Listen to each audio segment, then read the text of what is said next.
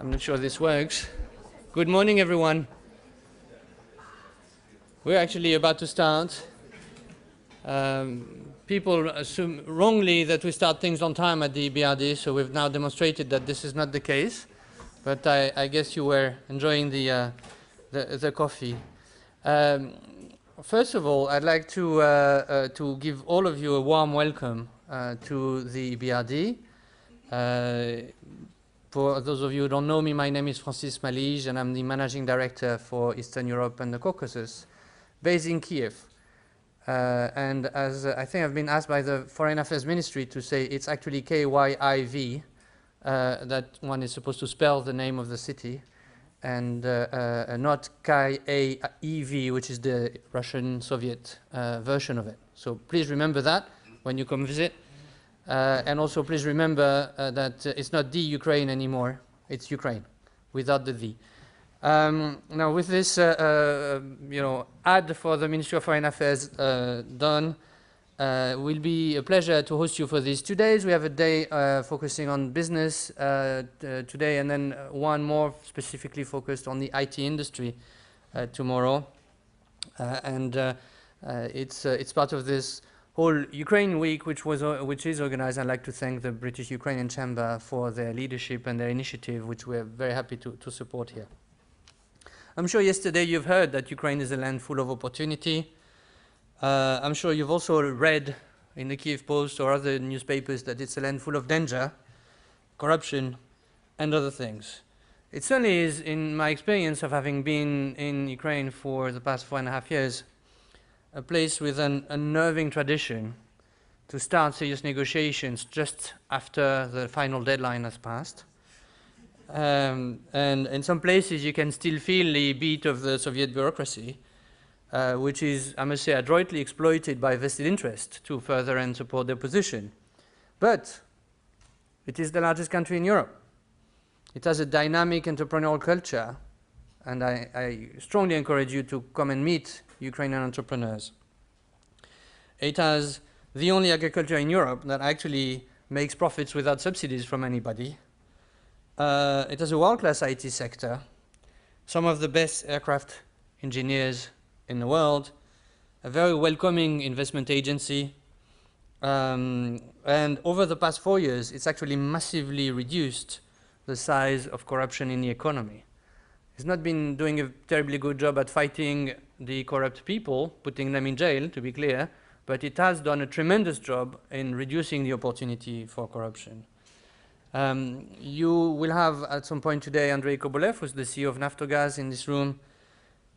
He has transformed Naftogaz with the support of the World Bank, of the BRD, and others. It used to be one of the darkest corners of Ukrainian corporate state-owned enterprises. Now it's an almost normal company, as normal as a state-owned gas company can be. You will also hear from Dan Djelic, who's in this room, and who left a stellar legal career to actually start doing something useful for a change and head the investment agency in the country. So he's the go-to person for anyone who wants to invest in Ukraine. He's tremendously helpful. He has a great team, and we cooperate with him very, very well. And so what I must say, what's happened when I look at Ukraine over the past 4 years, what's happened is that it has demonstrated that you can beat back the vested interest and implement actual and tangible change. So it's time to really take a look at Ukraine. We at EBRD have been the largest investor in Ukraine over the past 25 years, and despite being an international financial institution which is supposed to do good and not make money, we've actually made money on our Ukraine investment, and good money. And I have no doubt that any investor can make money in Ukraine, but it does take effort, just like in other emerging markets. The few pieces of advice I'd like to share with the audience. One is, you have to be wise at your investment timing. You have to not be afraid of being a bit counter-cyclical. We have made profits, nice profits, on our investments in the banking sector in Ukraine, on the basis of investments that we made in 2009, just after the crisis, in subordinated debt to reinforce the capital of banks, and then converting some of that into equity in 2015 at the bottom of the crisis, which is now giving us nice returns. And I think that's not a strategy that I would recommend for the faint-hearted, but it is something that works in Ukraine. And it's a country where cyclicality is present, as I'm sure you've noticed. You have to monitor your investments closely. This is not a place for the fire and forget type of investment that sometimes can be done in some countries. You have to stay close to the ground. If you're investing in Ukraine, you have to consider having someone's probably on the ground. We have constantly reinforced our presence in the country. It's around 100 people now in 4 offices in Kiev, Kharkiv, Odessa, and Lviv. So we know the country inside out. And that helps us tremendously when making our investment decisions. And finally, the last piece of advice, which is probably the most counterintuitive, is you have to speak up when you're confronted with corruption. The government listens to investors, listens to embassies, listens to IFIs, and to the media. And so you make friends when you come in. These people, your embassy, the media, the investment agencies, Dan has to be your best friend. The business ombudsman, who is an institution that was set up by the BRD in the wake of the Maidan, and the BRD itself, obviously, as a co-investor or just as a friend. We are all there to help you navigate these waters, which can sometimes be a little bit choppy. I will give you that. And finally, if you allow me a more personal note before we start the panels, most of you know that I'll be leaving Ukraine in the coming weeks, coming back to London, where I've been appointed to lead the financial institutions team. So I'll continue having the Ukrainian FI portfolio to take care of. Looking back after 4.5 years in Ukraine, I'm really satisfied, immensely satisfied and impressed with the country, with its achievements, and with the courageous and determined people, men and women, that have worked so hard to transform that country. And I think every one of us at the BRD can be proud of what we've done to support them. No doubt there are frustrations in that country, but I'm very confident that if you choose the right partners, if you do your due diligence properly, if you behave well when you're in the country, these opportunities that Ukraine has to offer are very real. And we at the BRD are here to help you make the most of them. So please come and talk to us. Thank you.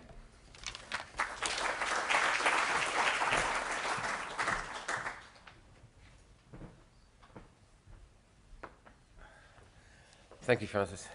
My name is David Thomas, and I'm the Executive Chairman of COBCO, which is the umbrella organisation of all the British Chambers of Commerce in Europe. And we're very happy that the British Ukrainian Chamber is one of our members. I spoke very briefly yesterday at the start of a day which was very much about trade policy, business policy, investment policy. I'm very pleased that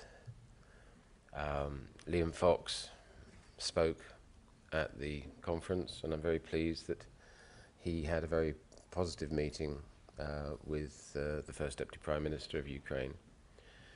We've been working very closely with BUCC in looking at the bilateral trade agreement between Ukraine and the UK post-Brexit. And I think yesterday has been a major step forward in that process. So I've come today with a very light heart, very positive feeling about the whole week. But as yesterday was really looking at trade, I'm very pleased that today we're looking more about the investment process, the investment climate, and we have some very interesting panels, as you can see from the program, where we're actually beginning to slice down the elements of investing into Ukraine. And I'm very pleased to be able to start with the first panel, which is actually, if you want, setting the scene for this. And I would hope we have interesting interaction with you as the audience. So please feel free at the time after the presentations, during the panels, if you have questions to ask them. And of course, if you haven't got time or you don't feel you can, there's always the coffee breaks and lunch break where you can speak. I'm very, very grateful to EBRD for hosting us today and tomorrow. I wish you a very successful day today. So thank you, and could I invite the panellists for the first panel up onto the stage, please.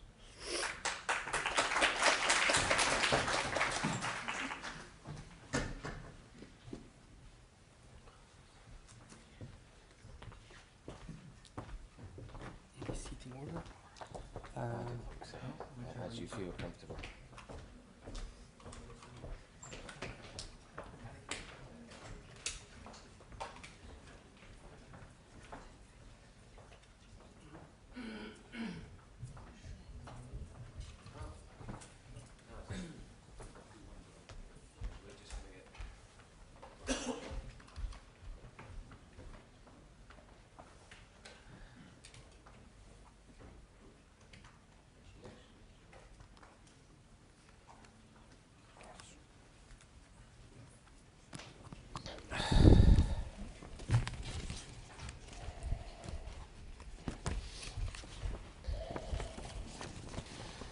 Okay, the title of... Can you hear me, by the way? Yeah? Okay, excellent. So the title of the first session is The Improved Investment Climate in Ukraine and Opportunities for Growth. I'm sure you all have the programme. What we have actually on the panel is some very interesting people, if you look at the history of, or the recent history of the changes and the improvement in the investment climate in Ukraine. I just start off that next to me is a gentleman who actually was working for a competitive bank than myself when I was first involved in the privatization of the Polish economy. And he was there, much younger than me, I'm sure. Less so now. And he cut his teeth very much on the process of privatization in Poland. But what's very interesting is he led the process in the restructuring of the sovereign debt of the Ukraine, and actually led the critical tranche of that in terms of its restructuring, which has actually allowed Ukraine to access fully the international capital markets again. So what I'm keen to do is to ask Bozidar to explain a little bit about that process. More, I think, if I can ask you to focus a little bit on the attitudes of the other side, the fixed income investors, the sovereign debt investors, and how you managed to convince them about the benefits of continuing to investing further in the Ukraine. Okay, thank you. Hello all. If you ask me, I'll answer your question on fixed income and then maybe move more to equity, because I think that, as it were, and the week today is not only for people who would like to invest in sovereign and corporate fixed income, but also for people who like to put in some equity. So on fixed income, I would say the situation at that time, and I'll be very short because, you know, in capital markets, there is some memory, but people are typically looking to the future.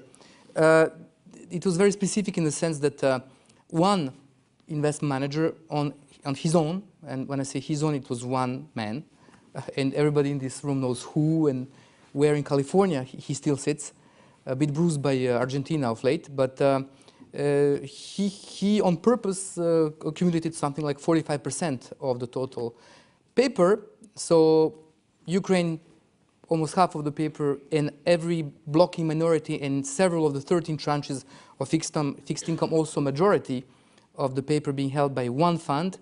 And this fund at that time being 3 times the size of the economy of Ukraine. So not exactly a symmetrical, I would say, negotiation.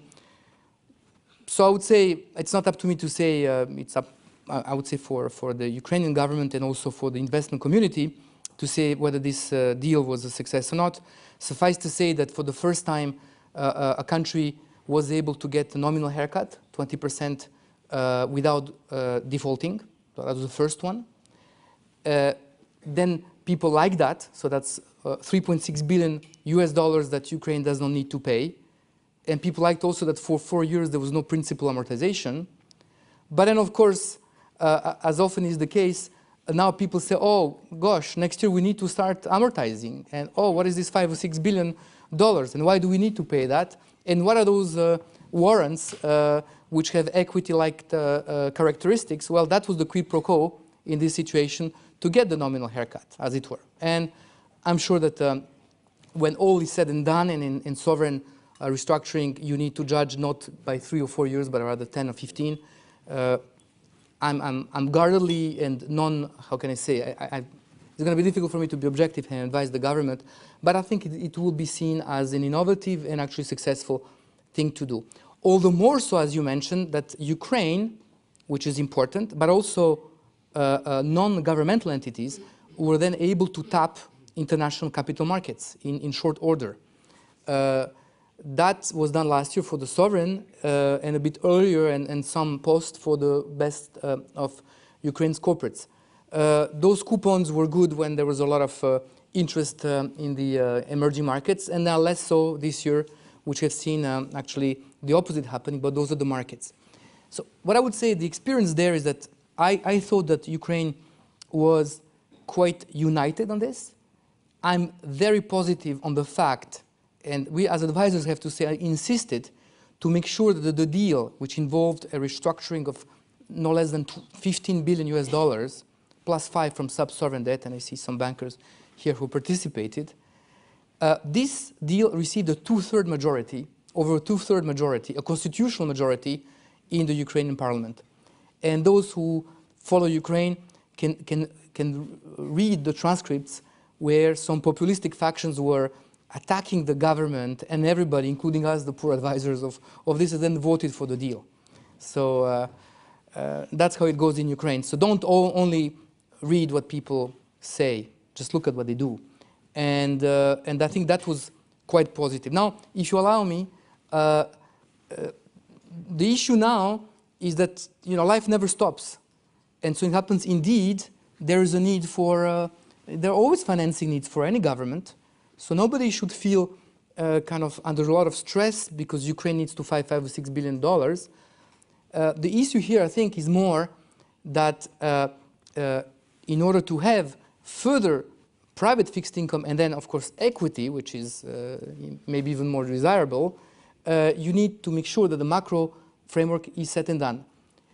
Huge strides, positive strides were made by Ukraine, but today there's still the issue of whether this one last issue between Ukraine and the IMF, which is the gas tariff, is going to be solved, and how, so as to unlock further EU money and then World Bank money, and then hopefully also allow the country to tap capital markets under conditions which will be acceptable. There was a limited tap in the market in August, but a very short-term one for 6 months.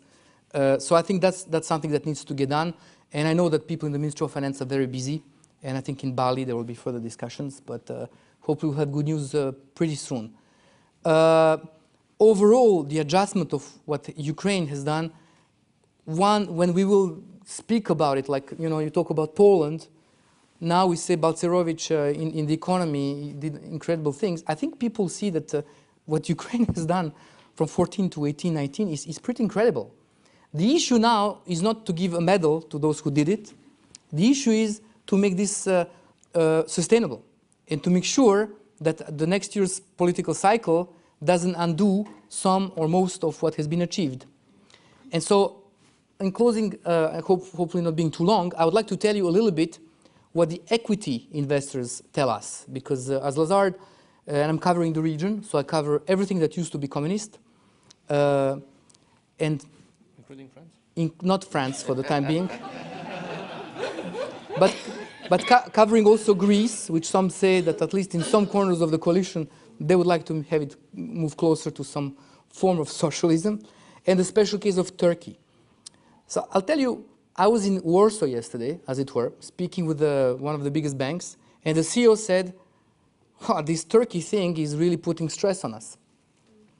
So if this is the stress on Poland, which, I don't know if you followed, was upgraded of late to the indices as an advanced market, then it means that for Ukraine, without the internal vagaries and the 2 elections of next year, the tapering and the issues in some large emerging markets are having an indirect impact. So there is a need for the same result to work harder.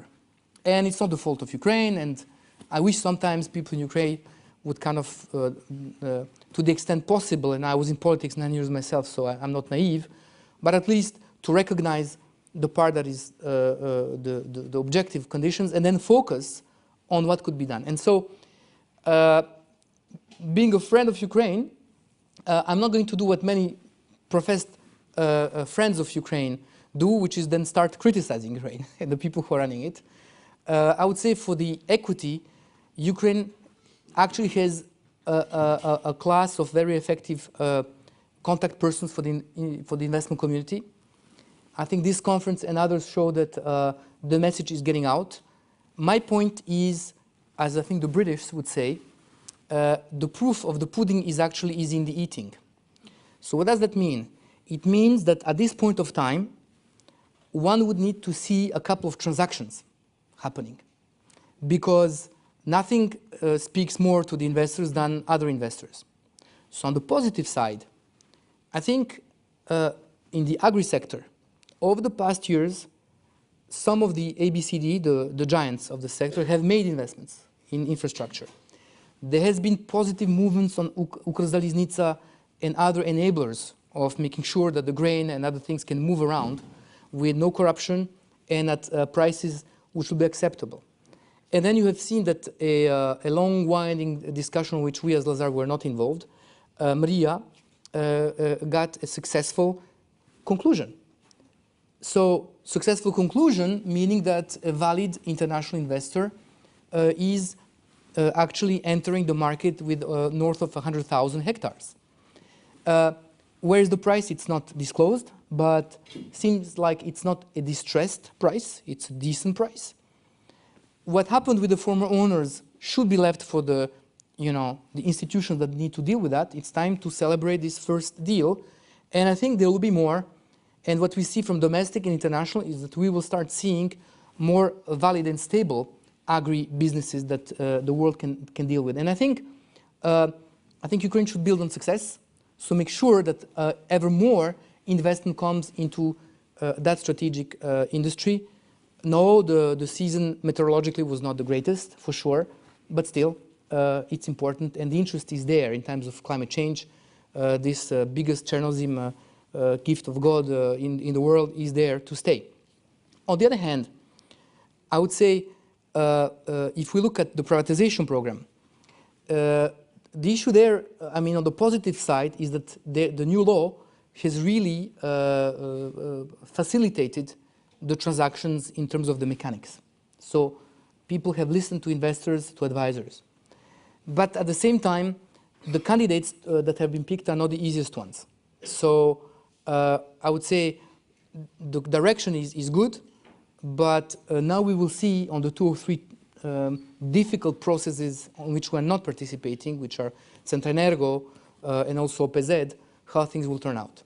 In closing, for equity, I would say, on top of agriculture, IT, and a couple of other sectors, and those privatization processes, I would say that what will be important for generating more investment in Ukraine is to have maybe a bit more targeted approach, in the sense of, out of the Fortune 2000, really pick the 100 companies that could or should have an interest in investing in Ukraine, and then having a high-level dialogue to make sure that they don't stop at the headlines, because the headlines, given where Ukraine is not every day good. We've seen kind of the skirmishes with Orban today, and then there's this thing happening. So people who are not really into it, there's always a halo of things. And Ukraine being a democracy, there's a lot of noise because it's a democratic country. I think that will make it successful in the midterm, but then again, you need to spend more time with the people to go beyond the very many noises that happen in the country in order to invest. So in closing, Ukraine is going definitely in the right direction. There are investors that have committed. Those should be the best ambassadors. It's always so much more easy to have people who are already in the country to invest more rather than to bring somebody else. Always remember that, for example, the very powerful automotive industry in Hungary really started with an investment from Suzuki of $63 million. That's how it started, and then it expanded.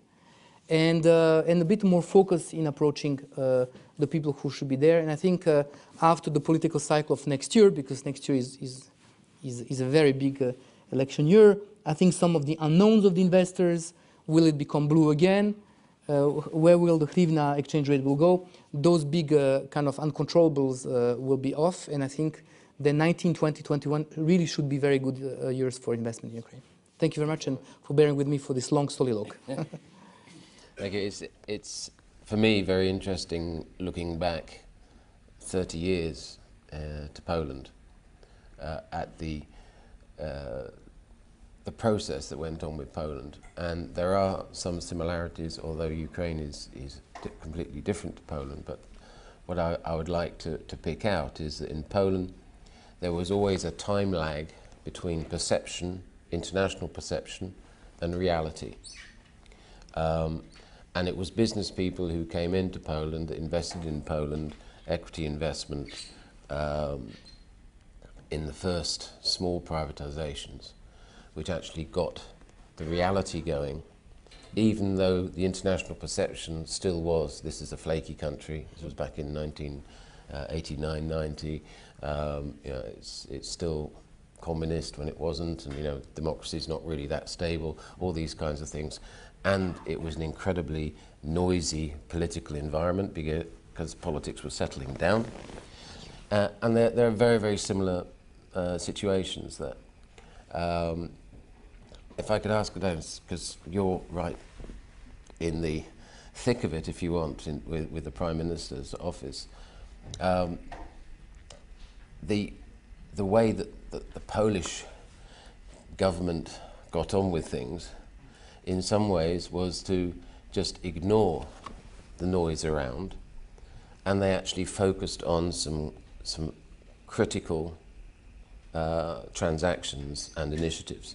One of them was the mass privatization program in Poland. They focused on building institutions such as the Stock Exchange, the Securities Commission, things like this. I mean, what are your real foci for driving the attraction of private capital into the Ukraine? Could you give us some kind of view on this? Sure, very broad question, a lot to say. I think the first thing when we talk about Poland and reforms that happened in 80s, I'm not sure that we've completely true about interpretation of what happened in 1980s. I think that we try to idealize and not really perceiving situation very objective, because I can compare with Lithuania, for example, and reforms in 90s we had in Lithuania. They're very similar to Poland. We had huge mess. We criticized our government a lot. They weren't making very strong decisions as we sometimes think they were making in Poland. For example, privatization. People say that Poland implemented very successful privatization. I want to remind that all post-Soviet countries implemented privatization at similar time in the beginning of 90s, including Ukraine, and mass privatization happened in Ukraine as well. That happened in Baltics as well, and that was everywhere in post-Soviet countries. It's not only Poland. It's true that Ukraine started reforms a bit later. I would say that the real reform started after geopolitical change. And what do I mean by a geopolitical change? Ukraine used to have 50 50 people that were pro-European and pro-Russian. And the country never decided which way to go. That was much easier for Poland, much easier for Baltic states, for other post-Soviet countries. Ukraine made the decision in 2014. And this is the key thing. Because right now, nation knows where to go. And politics will reflect choice of the people. You will not be able to change that, because it's not up to politicians, it's up to people. And this is fixed, so I think this is very important. And I don't see way back, because what Putin did, he actually pushed Ukraine for integration with Europe. Because right now, Ukraine does not have any other choice, and Ukraine wants to integrate. So I think this is a very, very important thing. And Ukraine started its reforms after Revolution of Dignity. Let's see what government, together with parliament and president, managed to achieve, and compare with what Poland managed to achieve in 80s. Right now, GDP growth at 3.5%. First quarter of 2018. Last year it was 3%. Most likely this year we will have 3.5%, and next year 3%. Not sure that it's enough, but let's analyze why. First thing, look at the transition with trade. Ukraine used to be integrated with CIS countries, especially Russia. Most of the trade were happening with Russia. Right now, trade does not happen that much. From 27% in 2014, right now we have only 12% of exports to Russia. But to European Union, from 27%, right now it's 39%. It's a huge, huge rise. But what does it mean to have this change in trade? It's not up to government that much. Of course, government needs to sign free trade agreements and this kind of things, but it's up to business to find new clients. You had clients in Russia. Right now, you need to find clients in Europe, adjust your product, build relationships, and start exporting. It takes time. And this is what's happening in Ukraine. That's why the economy is not picking up so fast. It's one huge transition, which again mostly depends on adjustment of business and economy, not even that much on government. The other thing, when European Union signed a free trade agreement, and when we received a visa-free regime, a lot of people left. I'm not sure whether it's bad or good, so we can discuss that. Around 4 million people, Ukrainian people, work outside of Ukraine. 2.6 million in Poland, and GDP growth is population times productivity. So population is leaving. This is why you have this slower percentage of growth as well. But those people will be coming back. We saw this in Poland. We're seeing this right now in Baltic states. 15% of Lithuanians left country, but right now they're coming back. It takes time. It takes 10 years, sometimes even more, but people are coming back. The positive thing from this, that you have a lot of remittances from those people that working from outside of Ukraine. Ukraine, according to National Bank of Ukraine, 9.3 billion euros coming to Ukraine. It's 8% of GDP, so it's a huge number. So this is why economy is not growing so much. The other transitions happening on business climate. And business climate is a very broad thing. First, let's start from fiscal situation. Fiscal situation is pretty robust in Ukraine. Given the fall in GDP in 2015, 2014, the cumulative fall was 16%. It's a massive fall. But government managed to maintain budget below 3% from 2015. And this year we'll have primary surplus around 1%. So fiscal situation is pretty strong. Of course, we do have issues, but its numbers show that government manages the situation pretty firm. Look at macro situation. Refinancing rate is 18% right now. This is also one of the reasons why economy is not growing so much, because businesses cannot take credits at such expensive rates. But on the other hand, it shows that Ukraine has independent central bank, which is very important for stability of the economy. So I think this test Ukraine also passes very strongly, especially comparing with other emerging countries. I don't want to talk names, but if you look relatively, I think Ukraine performs on macro situation very good. Let's go now to reform agenda, for example, anti-corruption. I discussed about this yesterday. Ukraine has anti-corruption agency that was established in 2015. Right now, it will have anti-corruption court as well. It takes time. 4 years, some of the people may say this is very long. In my opinion, 4 years historically is not that much of time. Plus, you have judicial system reform. 1/3 of judges already left, all judges. You have attestation system, which is very robust, and many European countries, by the way, want to take testing system from Ukraine, that they're learning from Ukraine, because many other European countries teaching Ukraine on how to do that. I'm not saying that everything is fine with judicial system. I'm saying that it's in progress, and you will see results. Sometimes they are coming much faster than you expect that they will come. But people like to look at the situation right now and they're dissatisfied. Of course you're dissatisfied, but look at the progress. Let's take business climate, one of the best ratings doing business. Ukraine is in 76th place. In 2015 it was 112th place. So also pretty huge change. If Ukraine will manage to maintain this pace, I think you will see different growth in the economy. But what will change? When Ukraine will be a hotspot for investment. It will not be that easy to come and establish yourself. I think right now it's the moment when you take huge risk, but you will have huge rewards as well, because this is transitioning period. We have transitioning period right now. And so coming back to Poland, I think Poland had different context. We remember sometimes think a bit differently, and it's not my ideas. I remember one of my professors at INSEAD.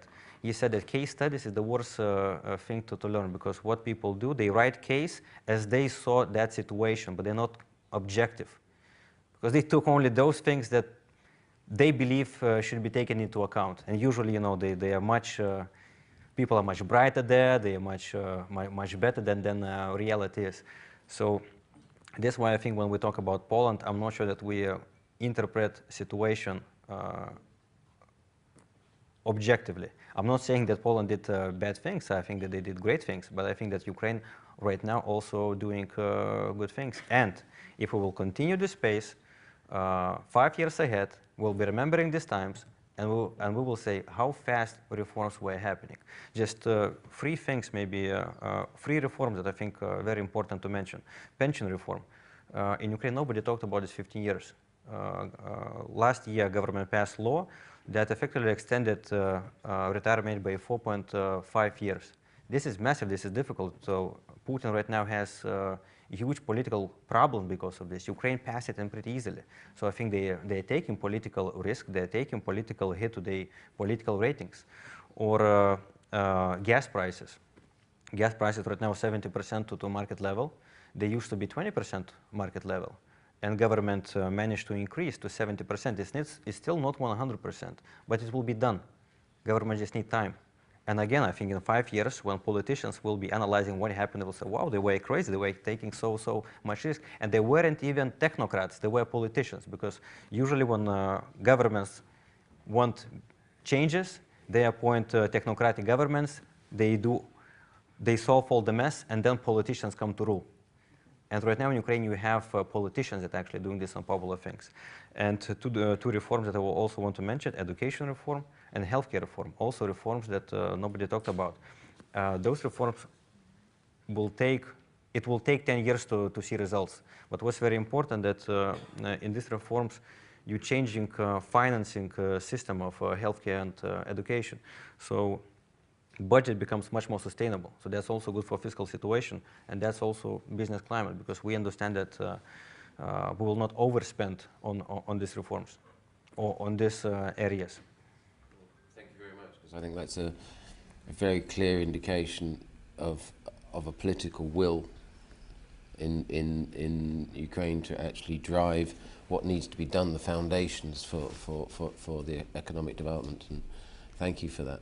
Yulia, could I ask you, because you're the person who's meeting potential investors, inward investors on a daily basis.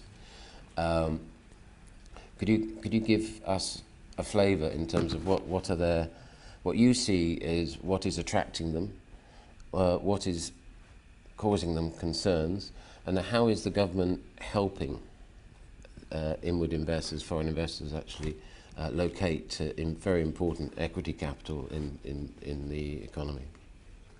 I would say that there is a gap, which I think we talked about already today, between the what we call reforms and the change of the regulation, change of institution, and then the real feeling of the current investors and the potential investors.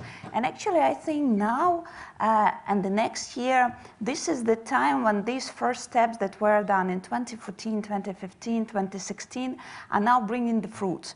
Because when we started to build the really independent institution as the national bank, we started to rebuild actually from the scratch the biggest oil and gas company, which Francis mentioned, Naftogaz. And it usually takes time. And the reform is not only just to vote a law. It's just a piece of paper.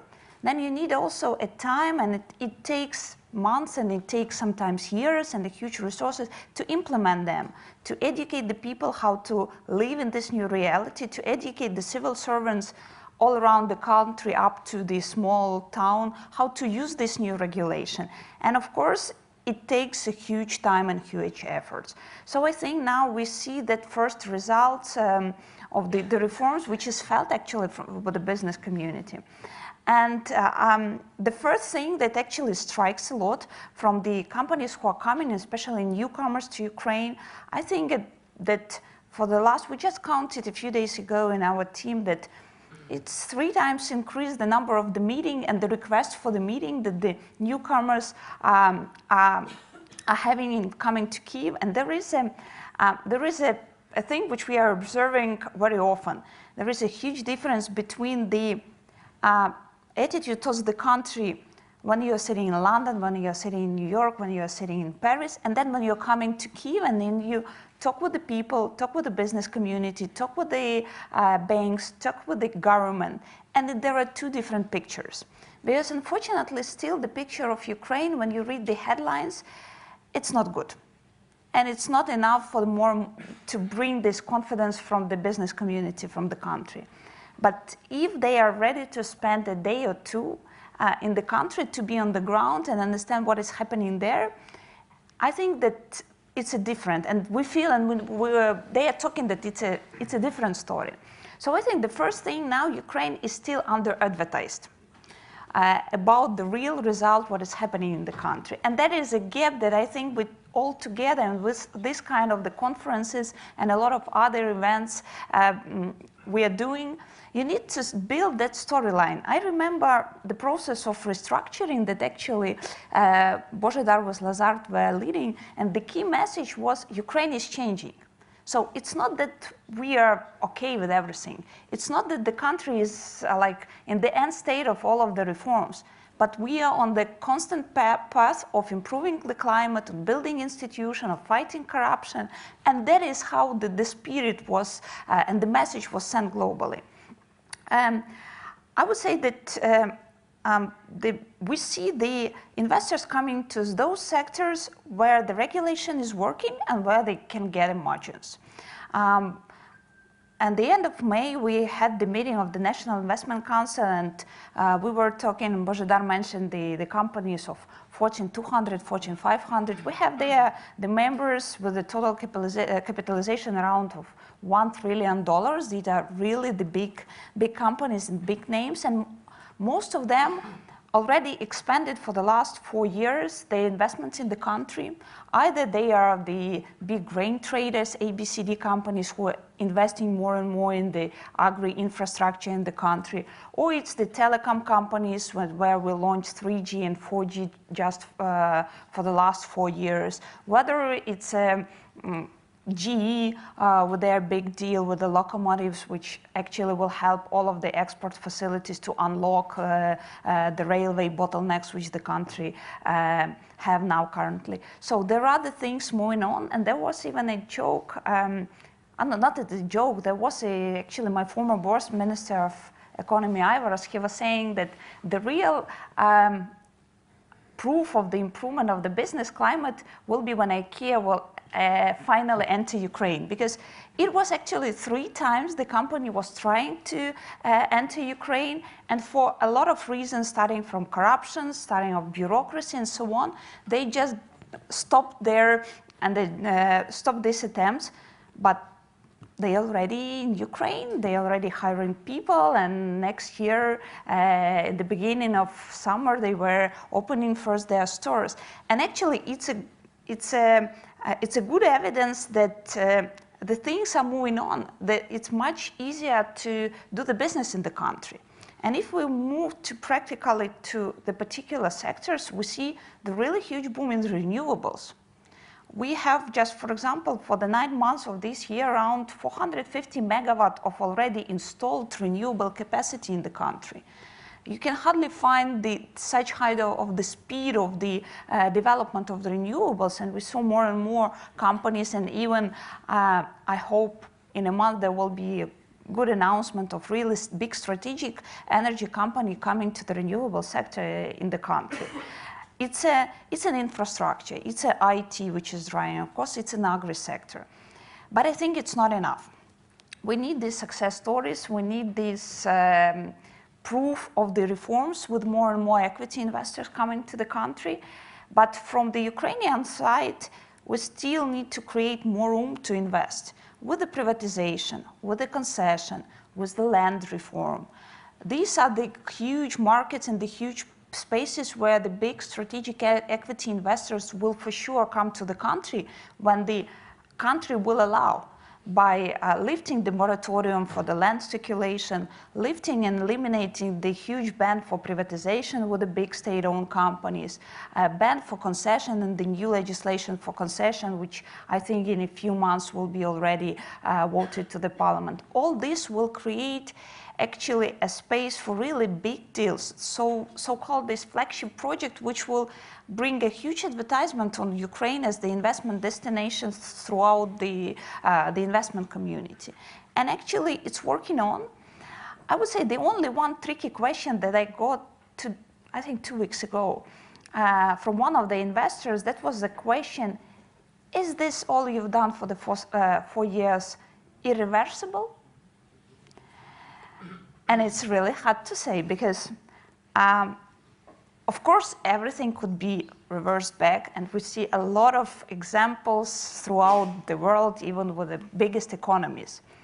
But by building but what Adomas said, by choosing the right direction, where the people support the direction towards EU integration, towards building this transparency in the country, supported by a huge support from all of the donor community and all of the IFIs, including EBRD, the World Bank, and the others, by building capacity, building independent institutions, all that makes these changes more sustainable.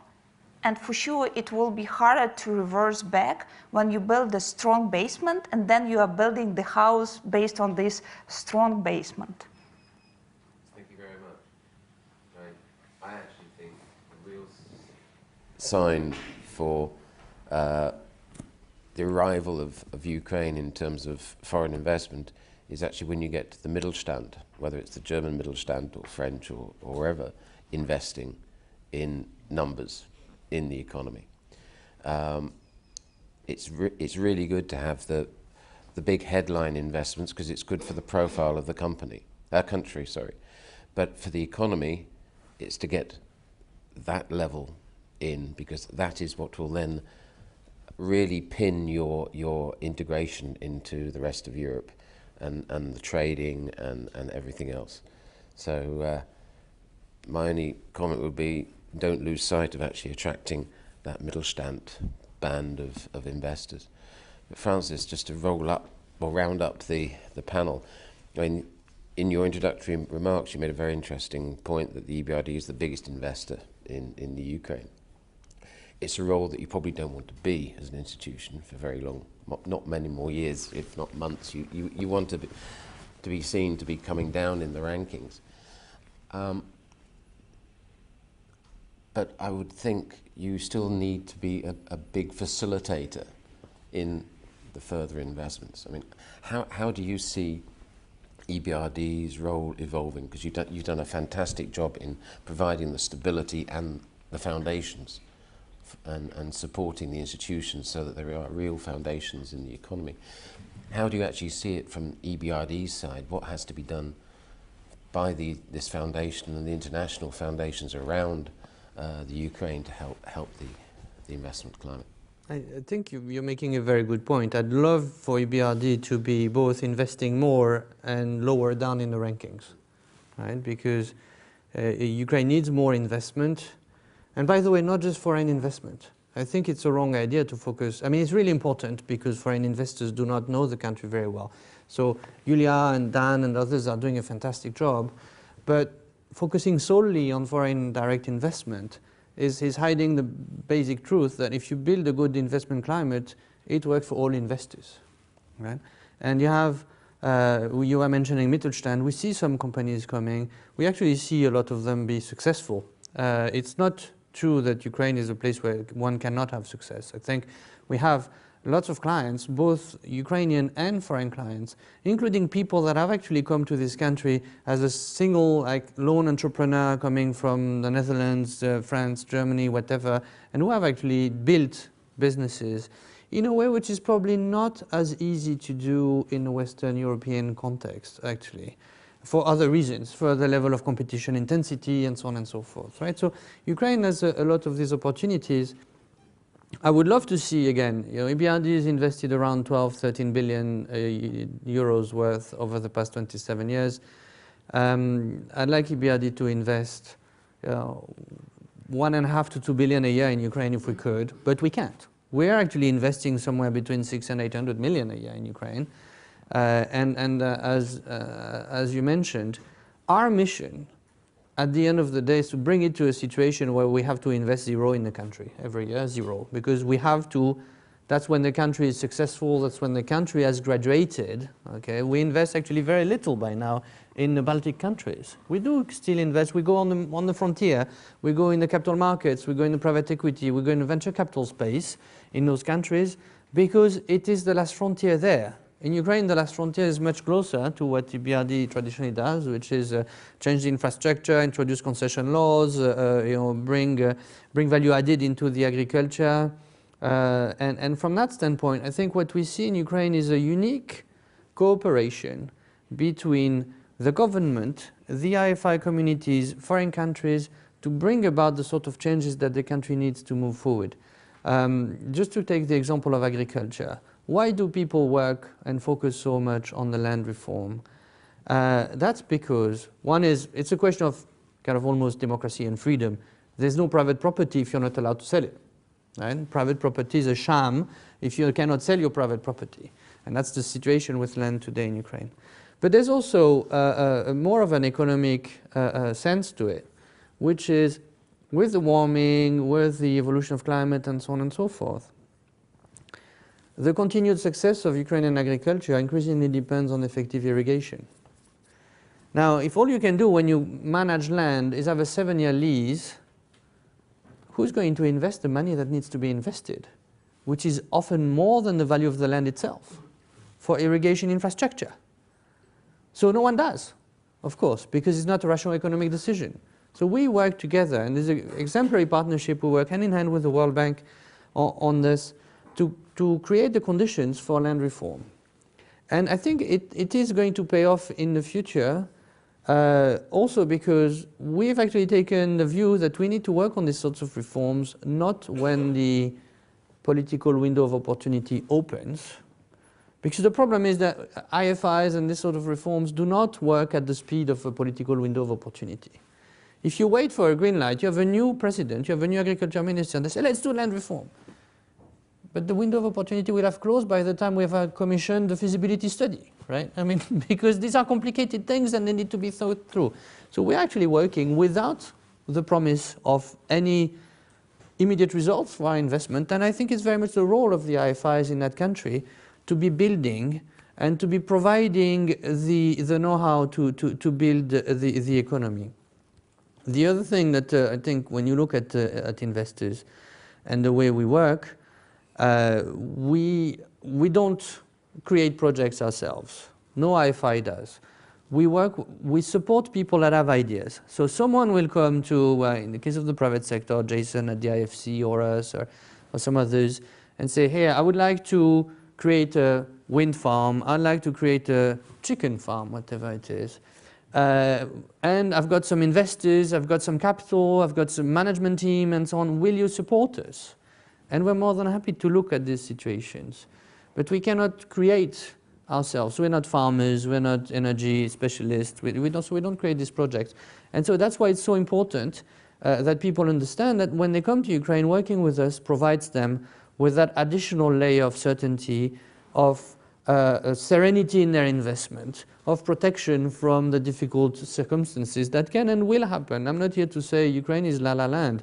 I'm here to say it's a difficult place, but if you do an investment with the right partners and with an IFI to support you, you're actually making your chances of success much, much higher. And of course, it applies to foreign investors just like it applies to Ukrainian investors. I'm impressed, you were mentioning trade, Adomas. I'm impressed at how quickly the Ukrainian entrepreneurs have adapted to this brutal reorientation of the trade, which was often imposed from the outside. When the conflict situation started with Russia, suddenly Ukrainian diapers made by Procter & Gamble in Ukraine, the very same that are made by Procter & Gamble in Russia, they weren't suitable for the asses of Russian babies anymore. Right? These are the same. I mean, you can count on a firm like PMG to do diapers exactly the same way wherever in the world. Right? The tomatoes made in Ukraine, tomato paste made in Ukraine wasn't suitable anymore for the Russian pizzas, and so on and so forth. Right? And so what you saw is that these entrepreneurs who were taken aback at first, there was, my God, 70% of my exports of my turnover is exports, and 50% of that goes to Russia. And so that kind of bankruptcy is around the corner. Well, no, not bankruptcy is around the corner. Togo is around the corner. Egypt's around the corner. The EU is around the corner a little bit. I mean, there's limitations to the agriculture exports in the DCFTA, which I think the EU should make an effort to open the trade of agriculture a little bit more. I'm aware that this is a politically difficult question. And so these entrepreneurs have actually completely reoriented, and that's the numbers you see then in the statistics. But the statistics only exist because there's entrepreneurs at the bottom that actually make decisions. And they make decisions so quickly that it actually shows in the trade statistics of the country a mere 2 years after the DCFTA was signed. So I'm really impressed with that. Again, it's a difficult environment. It's not going to be simple.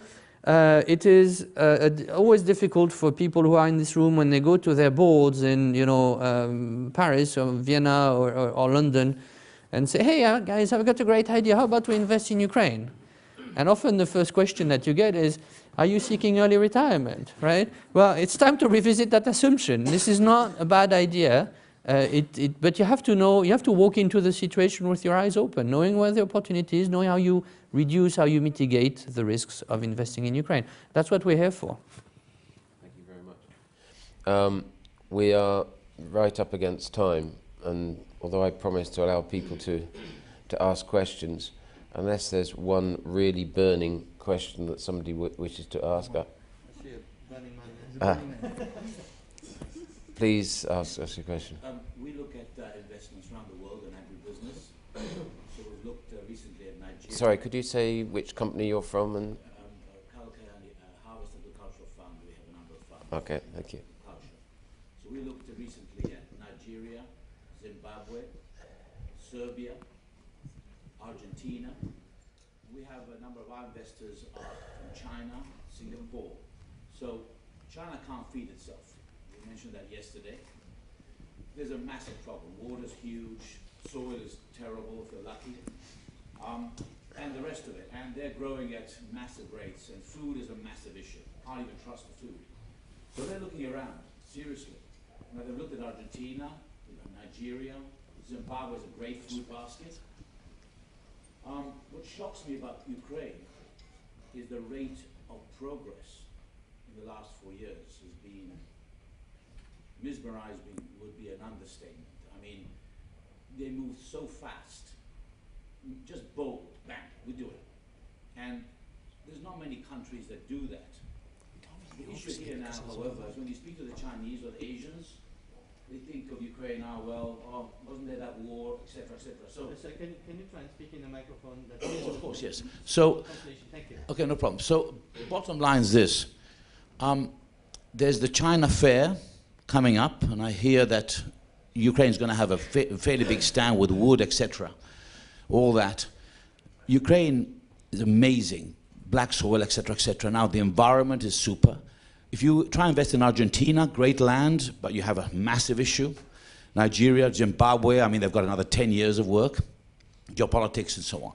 So the issue here is how is Ukraine going to really advertise far better within Asia, particularly in China, that it has really the reform agenda, the politics, the anti-corruption? How are you going to do that far better? Because it's not loud enough, you see. Thank you. So it's definitely that end. We'll start first of all. We are doing that kind of the advertisement with the deals. Bozidar mentioned BRIA deal. We have Djelic, which is the arm of Saudi Sovereign Authority that actually made one of the biggest private investment deal on the market.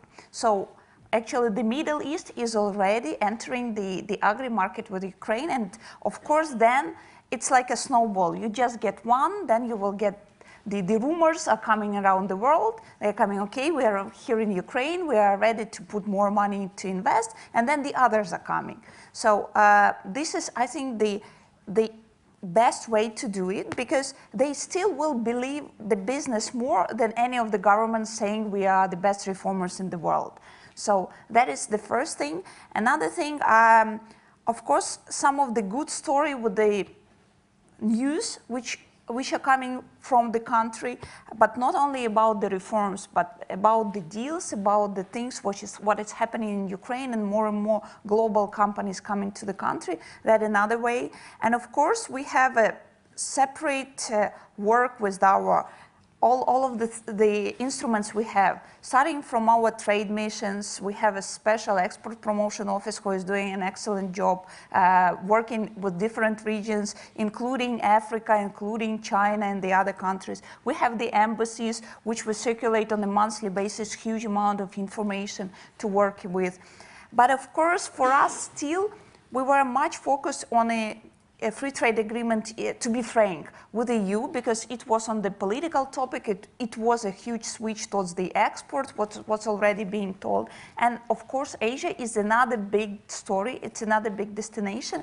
And I think it will be, but that is a bit more time and a bit more capacity to build on that route. Excuse me, just quickly, how many Chinese educators in Europe do you have working in your office? Good question. No. We have, I think, I haven't seen, I was working for 3 years in government, I haven't seen any of Chinese working even on some of the advisory service in Ukraine. But still we have now and more students coming, especially when it comes to healthcare. There is an increasing amount of the students coming from China to study healthcare in Ukraine. And that's just beginning. And actually, there was a big issue a year ago in terms of visa regime with China. It was almost impossible to get the visa. It took you 90 days. So you need to come to the embassy in Beijing, and it was a disaster. Now they done it electronic application, so that is the thing we are trying to simplify, how you can get to Ukraine without the visa if you can enter EU with the EU visa and so on and so forth. That is how we are trying to get them more easier, because 2 years ago there was actually almost impossible for Chinese companies to come to Ukraine. One more thing, it was this small, it was not much advertised, but the Chinese bought in Ukraine the first bank. It was the first privatization. You remember the Bank of Reconstruction and Development, the small bank, which was bought by Chinese. And they are trying now to build it as the first corporate bank and to work with Chinese companies who already work in Ukraine and to bring more. So that also brings a bridge with two economies. Thank you very much. Yes, very quickly regarding how many Chinese are working in the future, a lot, short future. And you know, there is only so much government can do in terms of marketing, because governments like to talk a lot good things about themselves, but it's actually up to business really, because business are more credible. So you are the person to help on this, because you work with Chinese, you believe in Ukraine. So this is through businesses like you, I think we can achieve much more results. My thing is, hire five Chinese who have studied in England. There's 320,000 of them here, at Imperial, at LSE, you name it. Hire them and get them to work in your office. They are the best advocates. They move so fast, and they'll be telling your word more than 50 of you guys. Trust me. Thanks. You wanted to make one bit of conclusion. I mean, not trying to do conclusion, but definitely overall the direction is the correct one. And indeed, a lot in a historical way, you know, will be recognized. The issue is what's next, right? And what's next is an electoral year. So how will Ukraine make sure that while a new president, or the old one being re-elected, or new president being elected, and a new Rada being elected, how do you keep investment going? So maybe I'd like to give you one glimpse from the trenches, because I cannot say much because we're finalizing that investment. We're selling a non-bank financial institution right now in Ukraine. And so 3 issues when talking with the investors. The first is, will Ukraine become blue again? There's not much you can say. They should read, they should come to Kiev. Second question, will we have a huge devaluation in the way that other emerging markets, Turkey and others had? And there I think the issue is about a deal with the IMF. I think 95% was done by Ukraine, and I'm a bit puzzled why some international financial institutions are really so happy to be quite maximalistic with Ukraine. You know, you have general elections and presidential elections, and now is the time you insist to have a very big retail gas increase. And how many countries in Europe will accept that?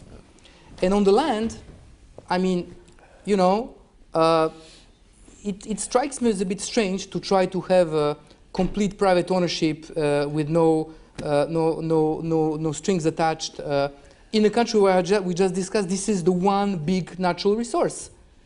So where is the problem? Why are people so much insisting to have it maximalistic in a way that it's not in other countries? Where is the problem of having much longer leases, whereby you would have the environment to have investments going and not creating a political time bomb of maybe selling the motherland to China and a couple of others?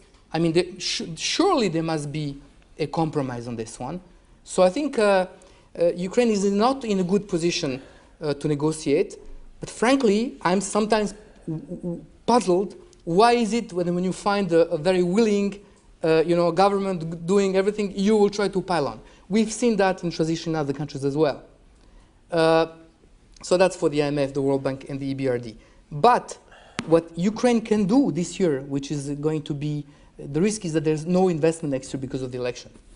You know, those trying to invest in financial institutions say, well, you have a very decent regulator in the National Bank of Ukraine. Why don't they regulate all the financial services? The law is in Rada for 2 years. That's something that the government, only the government can do. Why don't you do it? They ask in energy, well, great for Naftogaz, and everything is about the unbundling, which is so difficult. It has been everywhere in Europe. But why don't you open up a bit more on the upstream?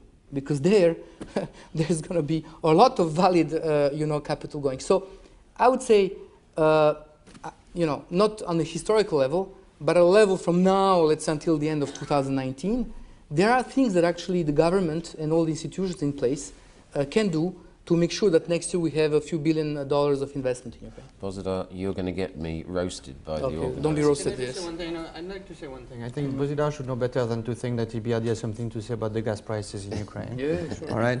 We are not the IMF. This is a different institution. I didn't say you are. Well, you did I'm imply saying it. international You did imply partners it. of Ukraine. You did imply it. Okay, so I'd just like to set things straight. There is an IMF program. It's discussed by the IMF. There's a World Bank program with different conditions discussed by the World Bank. And I don't think the word maximalist and the words EBRD belong in the same sentence. No, I agree, but it's just a combined effect. It's just this. I won't be able to react to everything you said, but you said regarding land reform, why they cannot do it. I just recently checked statistics. It's an interesting fact. 87% of people are against this. But still, I think it will be done, because with gas prices, 110% against this, but we still have this, and we will, I think, soon have another race. And on IMF, which is very important, you said why IMF is so demanding. IMF is like a coach, and when you have the best performance, usually coaches are the most demanding for best performance. So potentially this is the reason. Oh, okay. I have to allow the lady to have the last voice. She should. So I think that the truth is somewhere in the middle.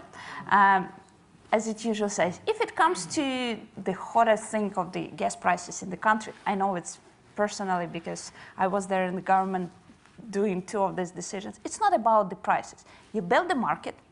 So we built the market for the industry. We have 30 traders, including the big European traders, already in the market. You build that retail business, you will have majors who will come for 40 million country to trade gas. It's just about the building the market and building the opportunity. But I fully agree with Bozidar. We have a lot of things to do in practice to implement. We have already too many laws that we need to pass, but too low capacity to really implement them, because we have a really great legislation. And I think that 70% issues which happen now and we feel and we hear from business, they are not implementing and they are not working. So I think this is the very good time to focus on implementation, on education, and to improving the services that the government agencies are providing inside the country. And there is not much excuse for elections, for political will, and for all of the other things that is really used with politicians as the excuse. It's really a good homework to do, and I think that if the country will still, and I believe still will be moving with the direction of EU integration with a broader scale, naturally we will see the more and more flows of the foreign direct investment, more and more jobs, and also boosting the local markets. And I will end the session now. Could you please all show your appreciation for some fantastic contributions? Thank you. Thank you. Thank you.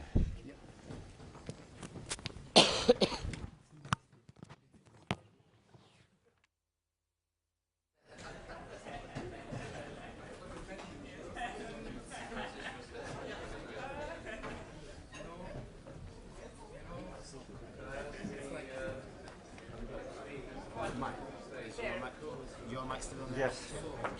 And your microphone's still on the chair? Yeah. Oh, thank you.